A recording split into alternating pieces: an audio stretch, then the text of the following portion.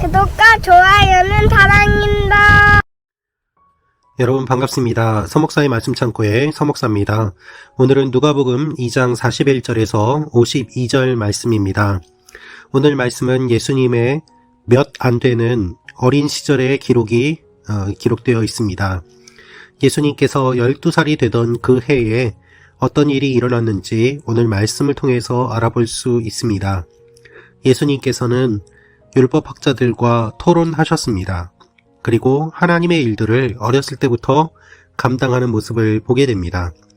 마리아와 요셉은 예수님을 찾으려고 헤매었지만 예수님께서는 하나님께서 말씀하신 그곳에 계셨습니다.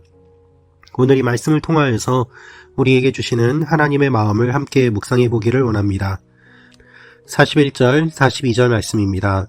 해마다 6월절이 되면 예수의 부모는 예루살렘으로 갔습니다. 예수께서 12살이 되던 해에도 그들은 관례에 따라 절기를 지키려 예루살렘에 올라갔습니다.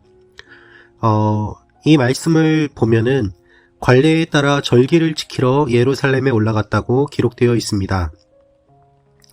그런데 12살이 되던 해에만 간 것이 아니라 그 이전에도 계속해서 예루살렘에 절기마다 그것을 지키러 올라갔음을 우리가 생각해 볼 수 있습니다.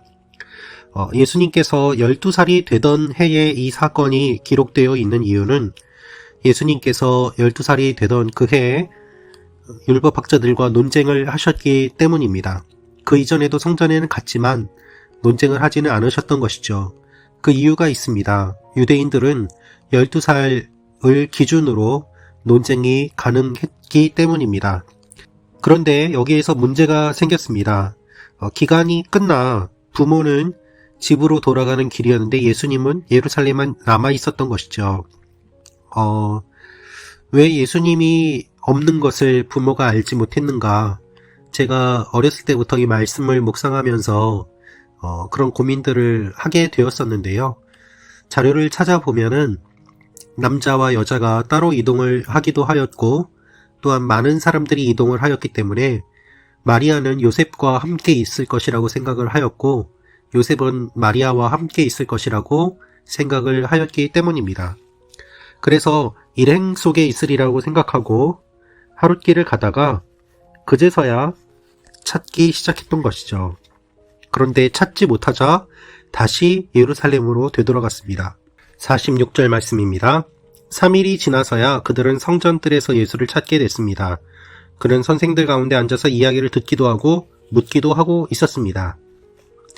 하룻길을 갔다가 다시 돌아왔습니다. 그렇다면은 하루 갔다가 하루 와서 이틀이 걸렸고 3일이 지나서야 찾았다는 것은 하루 종일 성전을 찾았다는 것을 의미합니다. 오랜 시간 동안 성전을 찾았다는 것이죠. 많은 사람이 있었을 것이기 때문에 찾기는 쉽지 않았을 것입니다. 그런데 성전 뜰에서 예수님을 찾게 되었고 예수님은 선생들 가운데 앉아서 이야기를 듣기도 하고 또한 묻기도 하였습니다. 이것이 유대인들이 하나님의 말씀을 연구하고 또한 나누는 방법이었기 때문입니다. 누구든지 하나님의 말씀을 가지고 자신의 의견을 이야기할 수 있었습니다. 그런데 그렇게 하기가 쉽지 않은 이유는 무엇인가 하면 누군가가 이야기를 할 때 다른 사람이 그것에 대한 반박을 하고 또한 그것이 토론이 되고 논쟁이 되기 때문입니다.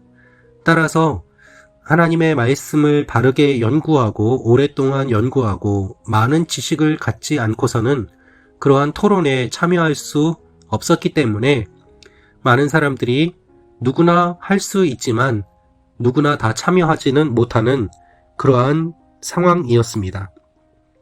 그래서 주로 선생들이 말씀을 가르쳤고 말씀을 연구하는 선생, 즉 랍비들이 말씀 해석의 권위를 가지고 있었던 것입니다. 그런데 사람들은 어떠한 반응을 보였을까요? 47절입니다. 예수의 말을 들은 사람들마다 그가 깨닫고 대답하는 것에 몹시 감탄했습니다. 예수님께서 말씀하시는 것은 새로운 해석이었습니다. 놀랄만한 해석이었습니다.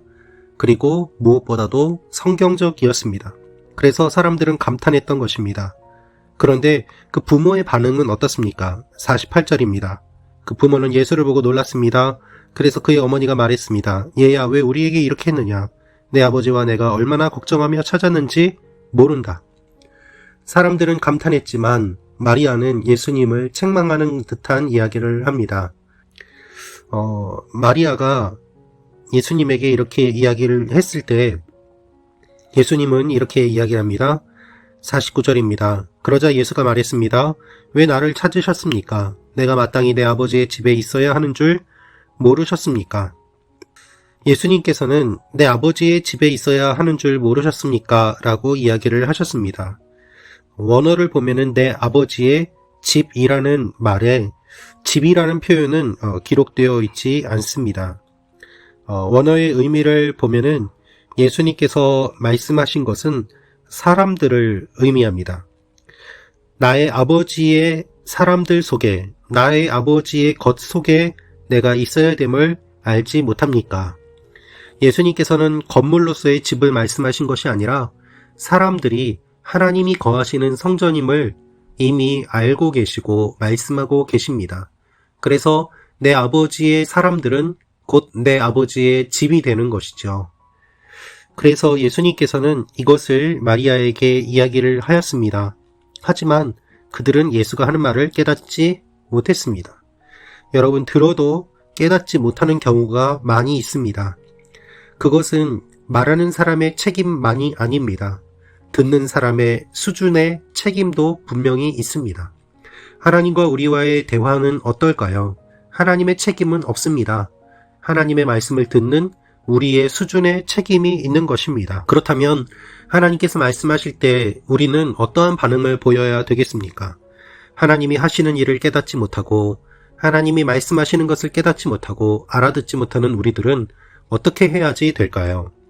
답은 51절 52절에 있습니다. 그러고 나서 예수는 부모와 함께 내려가 나사렛으로 돌아가서 부모님께 순종하며 지냈습니다. 예수의 어머니는 이 모든 일을 마음에 간직했습니다. 그리고 예수는 지혜와 키가 점점 더 자라가며 하나님과 사람들로부터 사랑을 받았습니다. 예수님은 율법학자들과 토론하고 논쟁하고 그들이 놀랄 정도로 말씀을 새롭게 해석해 주셨습니다. 그렇게 말씀을 잘 아시는 예수님은 교만하지 않고 나사렛으로 돌아가서 부모에게 순종하였다라고 기록되어 있습니다. 하나님의 말씀을 안다고 하면서 교만한 사람들이 있습니다.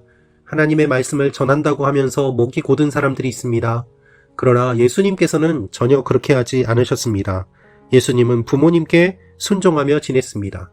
마리아와 요셉이 하나님의 말씀을 모른다고 무시하지도 않았고 그들에게 끝까지 순종하셨던 것입니다. 그리고 예수님은 지혜와 키가 점점 자라가십니다. 예수님의 말을 깨닫지 못했지만 어떤 일이 일어났습니까? 예수의 어머니는 이 모든 일을 마음에 간직했습니다. 라고 기록되어 있습니다. 여러분, 우리가 깨닫지 못할 때에는 어떻게 해야 될까요?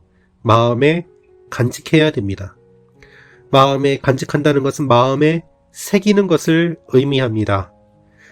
여러분, 하나님께서 말씀하실 때 우리는 잘 이해하지 못합니다.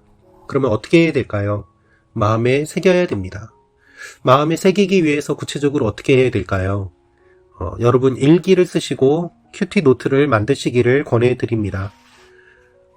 하나님께서 여러분의 마음에 감동을 주실 때 그것을 기록으로 남겨두면 나중에 하나님께서 역사하실 때 그 일들이 어떻게 이루어졌는지 확인해 볼 수 있기 때문입니다.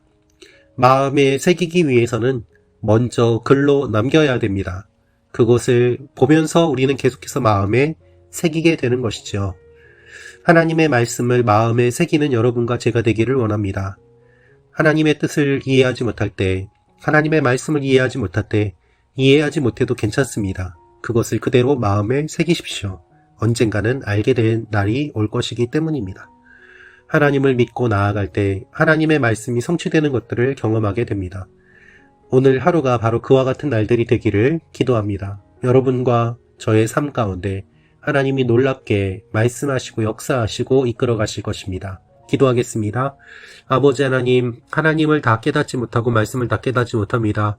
그래도 괜찮습니다. 마음에 새기며 끝까지 주님을 바라보게 하여 주옵소서. 예수님의 이름으로 기도합니다. 아멘.